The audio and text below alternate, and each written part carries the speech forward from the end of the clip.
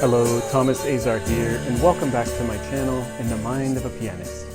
The topic of our video today is a practice technique called Separate Connect. It's a lot like the bend and snap, but for pianist nerds. Oh my god, the bend and snap works every time! An ideal practice session is comprised of a bit of technique work, as well as studying a new piece or two and polishing a piece you have already learned. You might ask me, Thomas, is this technique you're talking about, Separate Connect, intended for learning new material or for polishing material you have already learned?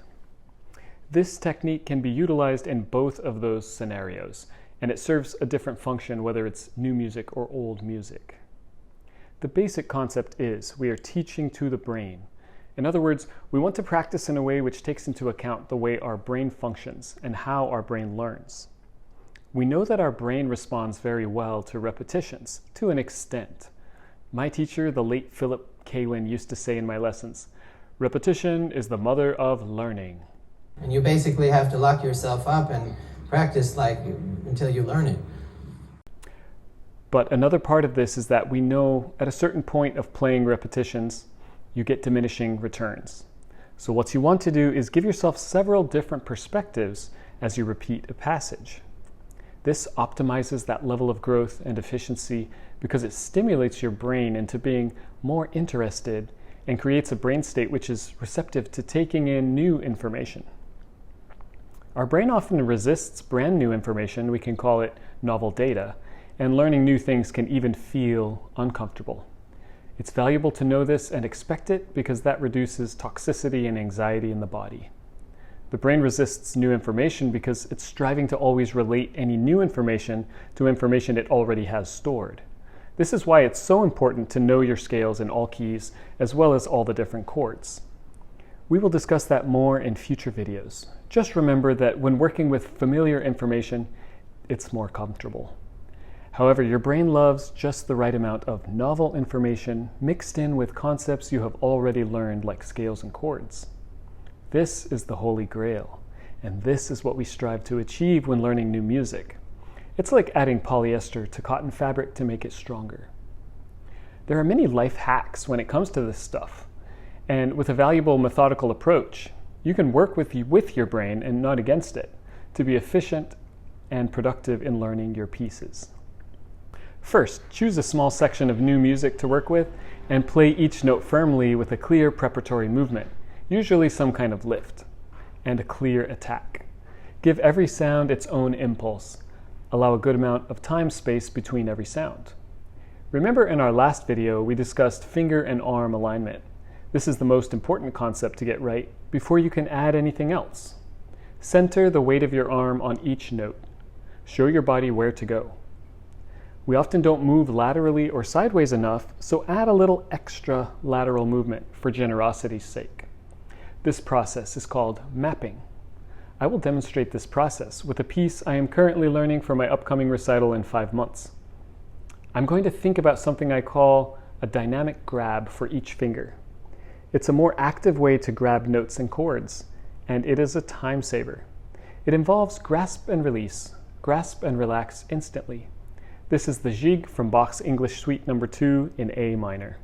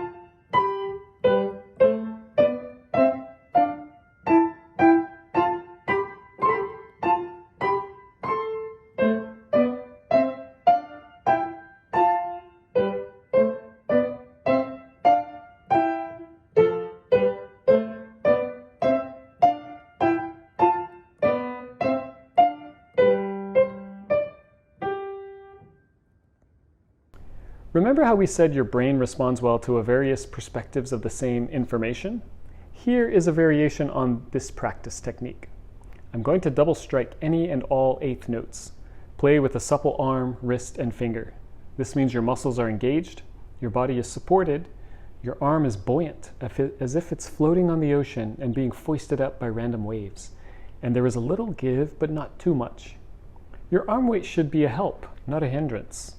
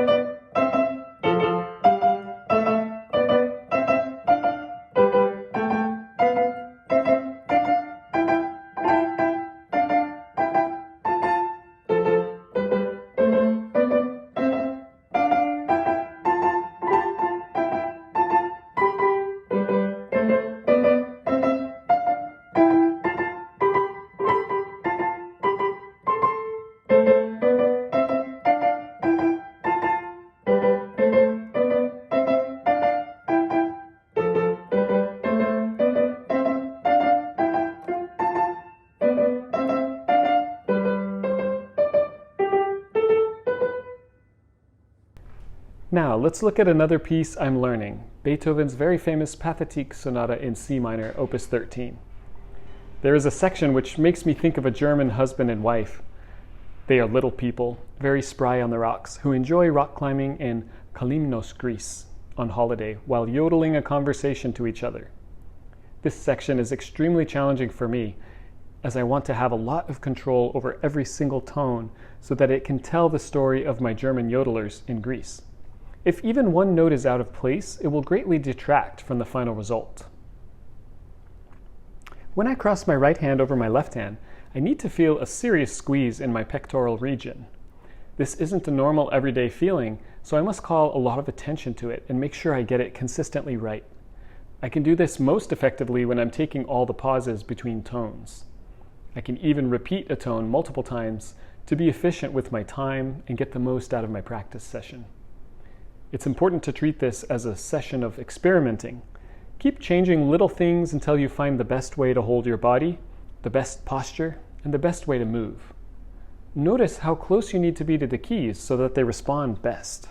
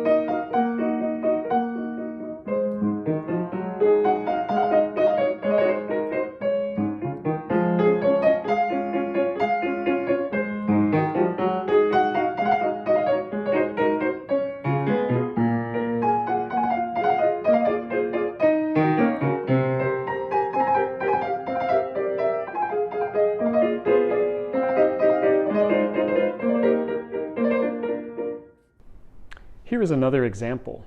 This is a beautiful piece by Debussy called Reverie. This isn't for my recital, but one of my talented adult students, Scott, is working on it. We decided that for our initial studies, each eighth note is going to get 2 impulses. One to make the sound, and the second to prepare our body for the next sound. This is done during the separate stage of practicing.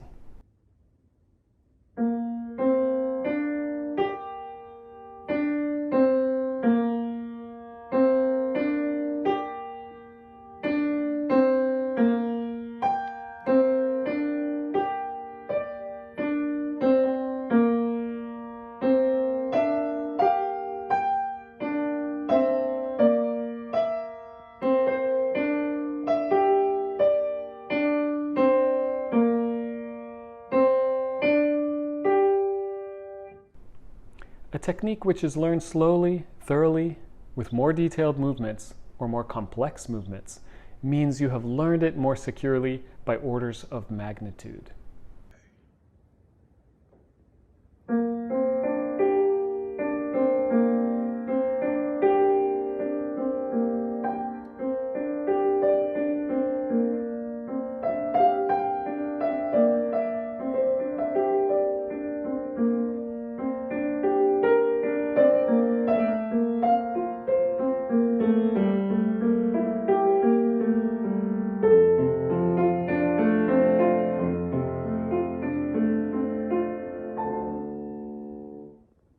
When you practice your music separated, you should pay a lot of attention to diagnose as many problems as you can early on. Be sure no sound is abrupt. Every sound involves a preparatory movement, and staccato sounds involve a tiny preparatory movement. Then you can switch gears and play your section connected. Let's go back to the jig. When I play this music connected now with flow, I notice there are moments when I need to throw. I need to thrust my arm, momentarily increase momentum, and create artificial bounces. Learn to recycle your energy. Use gravity, use rebound, and use momentum of circles. You are teaching your body to move continuously and how to not lock up. It's very useful for me to remind myself, you are not stuck. You're free. You are not stuck. You're free. That they may take our lives, but they'll never take our freedom!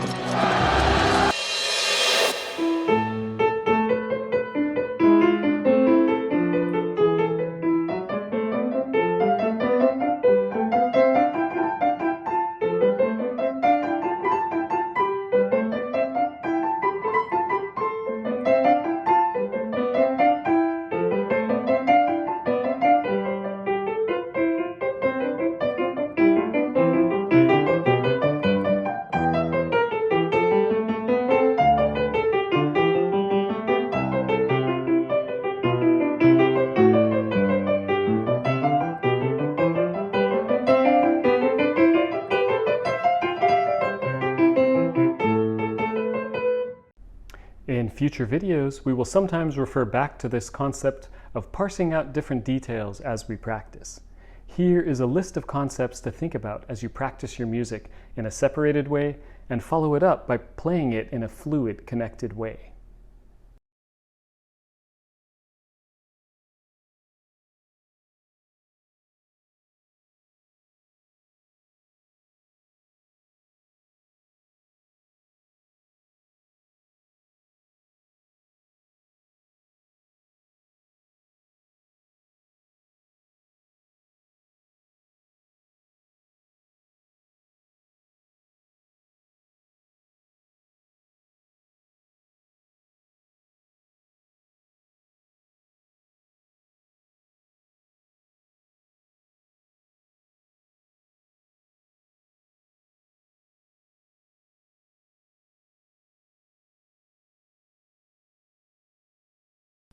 That is it for this video, and I will see you on the next one. Happy practicing. I'm